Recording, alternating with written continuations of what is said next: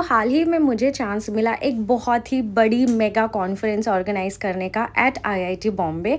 And this conference was in collaboration with American chemical society and the conference name was global scientific conference 2025। ये conference में part लेने वाले थे approximately 1000 people. And ये जो conference का ओवरऑल पॉपुलेशन था it was across global, like बहुत कंट्रीज से people were participating, many professors, many scientist and many people were, many students. अब इतनी बड़ी कॉन्फ्रेंस है तो काम भी उतना ही डबल होगा। तो I was one of the head volunteer for this conference. मैं जिसको पूरा डिसाइड करना था ऑल दी लॉजिस्टिक्स एवरीथिंग कि कितने वॉल्टियर्स होंगे, कौन कहाँ डेजिग्नेटेड होगा।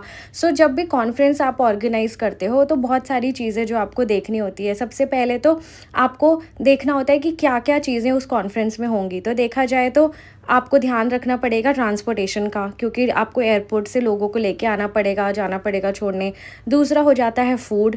तीसरा हो जाता है अगर कोई पोस्टर सेशन हो रहा है तो उसके लिए आपको सेपरेट वॉलंटियर्स चाहिए।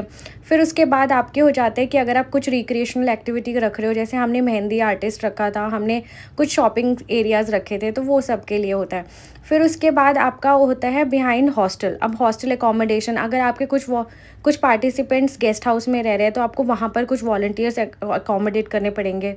एंड देन फिर एक बहुत सारी चीज़ें आ जाती है, जैसे कुछ क्लीनलीनेस के लिए आपको एक हेड वॉलंटियर बनाना पड़ेगा। देन रजिस्ट्रेशन डेस्क के लिए आपको वॉलंटियर्स डेजिग्नेट करने पड़ेंगे। तो आपको ये सारे वर्टिकल्स देखने होते हैं एंड देन आपको हर वर्टिकल्स का एक हेड डिसाइड करना पड़ता है। And the most important thing is the scientific sessions जो आपके लेक्चर्स होने वाले हैं। तो आपके पैरेलल सेशंस होते हैं, तो आपके उन लेक्चर्स में 3 वॉलंटियर्स होने ही चाहिए, जो माइक देखेगा, जो प्रेजेंटेशंस देखेगा।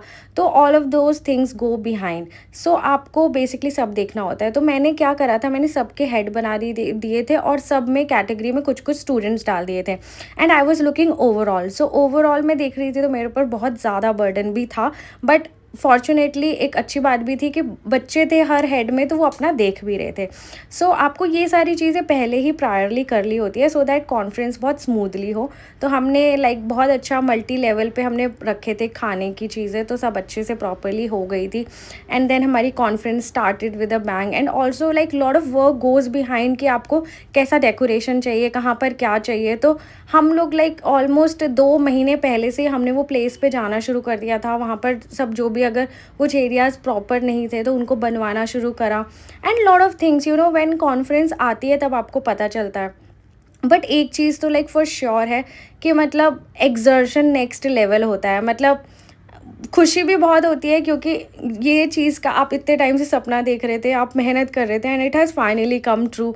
वो चीज़ भी बहुत अच्छी लग रही थी। And then when you see like every day तुम वहाँ पर जा रहे हो एंड बहुत सारे लोग आ रहे हैं, पार्ट ले रहे हैं, and the conference is going on very smoothly. It really gives you a lot of satisfaction, you know. And since I was the head volunteer, मेरे अंडर बहुत सारी चीज़ें थी जो मुझे लुक आफ्टर करनी थी। And thankfully everyone, each and every student who was like under me and who was the part of the conference was doing really great, because सबकी मेहनत थी।